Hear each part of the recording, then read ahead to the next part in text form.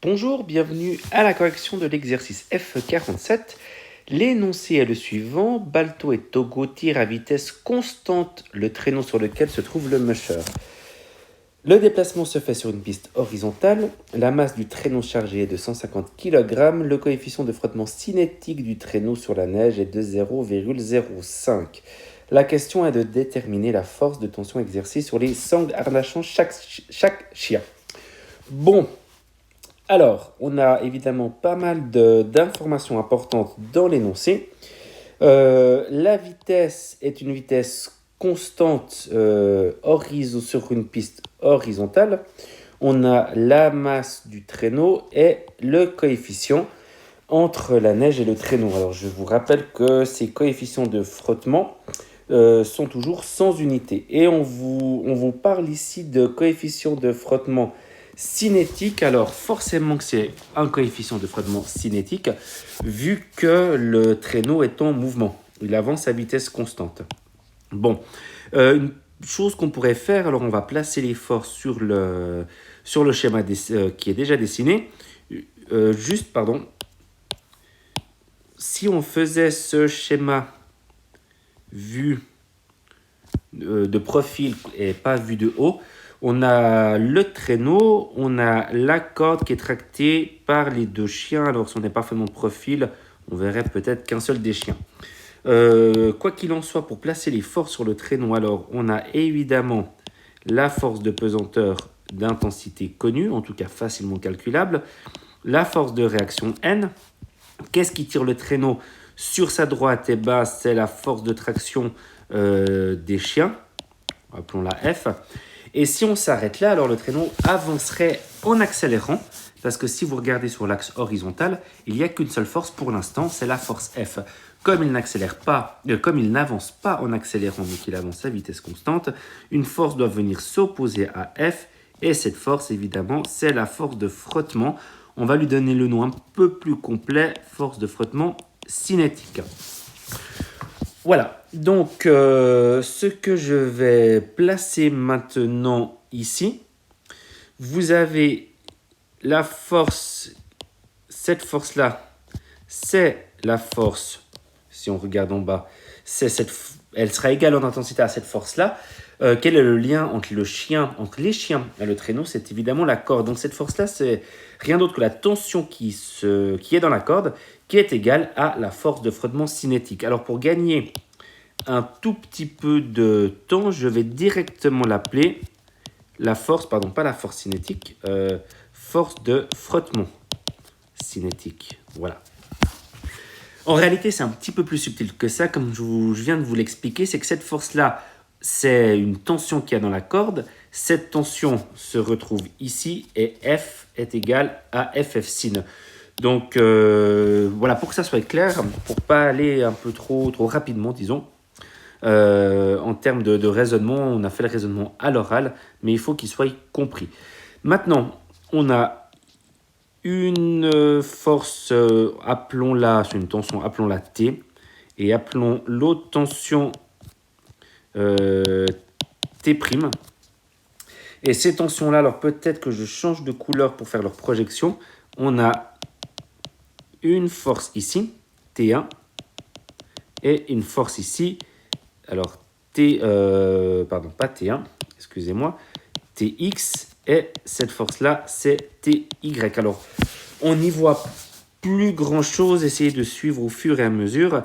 J'ai évidemment choisi cet axe-là comme projection, l'axe DX et l'axe DY, et je viens de me rendre compte que cette force-là, c'est pas TY, je dis des bêtises, c'est toujours sur l'axe X, mais c'est la force T'. Et on a une autre décomposition sur l'axe Y, cette force-là et cette force-là. Ça serait TY et T'Y. Vu que dans cet exercice-là, on n'a pas besoin de ces forces, je ne vais pas les nommer pour éviter de trop surcharger l'énoncé, l'exercice ou de trop surcharger le schéma.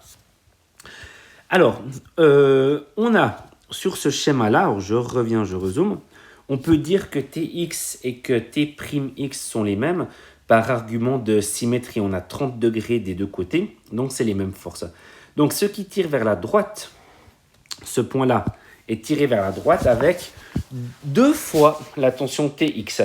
Et ce point est tiré vers la gauche avec la force FF sin. Alors je vais les noter comme ça, c'est-à-dire que 2 fois Tx serait égal à FF sin. Ça, c'est sur X. Et sur Y, on pourrait le noter, c'est que Ty est égal à T'Y. Voilà mes deux conditions d'équilibre.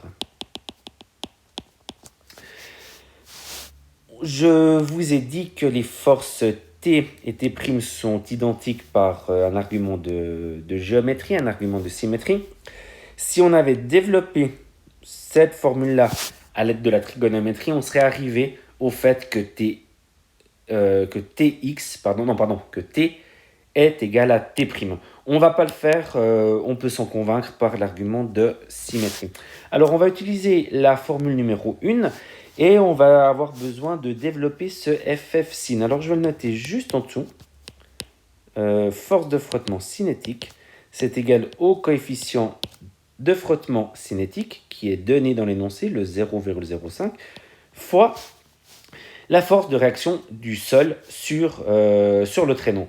Alors si on regarde les conditions d'équilibre sur le traîneau, parce que c'est vrai que je ne l'ai pas dit, mais les conditions d'équilibre que j'ai notées sont les conditions d'équilibre qui s'appliquent sur cette zone-là. Si on regarde les conditions d'équilibre qui s'appliquent sur le traîneau, eh ben, on a que P est égal à N. Tout ça pour dire que, alors je vais peut-être le noter ici ou en dessous, donc la force de frottement cinétique est égale à μc fois P, car P est égal à N. Voilà, on peut le faire comme ça. Et on va être capable de calculer cette force de frottement cinétique. Je vais la calculer en dessous. FF sin est égal à 0,05 fois le poids. Alors on vous dit que la masse est de 150 kg. On est évidemment sur Terre, on fait fois 10. 1500 Newton pour le poids, fois le coefficient de frottement. Alors je vais déjà marquer les 1500. Et ça nous donne une force de frottement cinétique de 75 Newton. Je vais maintenant reprendre la formule 1 que je note ici. Mais en fait, juste avant, je vais la développer à l'aide de la trigonométrie. Alors, ça sera 2 fois Tx. Et Tx, si on analyse ce triangle-là, eh ben, on se rend compte que Tx, ça sera égal à T fois le cosinus de l'angle. Donc, 2 fois T fois le cosinus de l'angle de 30 degrés est égal à la force de frottement cinétique. J'aurais pu commencer par développer cette formule-là avant de m'intéresser à calculer la force de frottement cinétique. Je vais la nommer formule 1. La formule 2, ou la deuxième ligne Tx est égal à T'Y, je vous ai dit que ça ne va pas nous être important dans notre cas de résolution, alors on la laisse de côté. Alors la formule 1, on va remplacer par ce qu'on connaît, 2 fois T fois cosinus de 30 degrés est égal à 75. Et de là, on tire T en renversant cette formule. Ça fait 75 divisé par le produit entre 2 et le cosinus de 30 degrés. Donc 75 divisé par 2 et encore divisé par le cosinus de 30 degrés. Et vous trouvez une tension de 43,3 newtons. Voilà. Et cet exercice est terminé. Au revoir.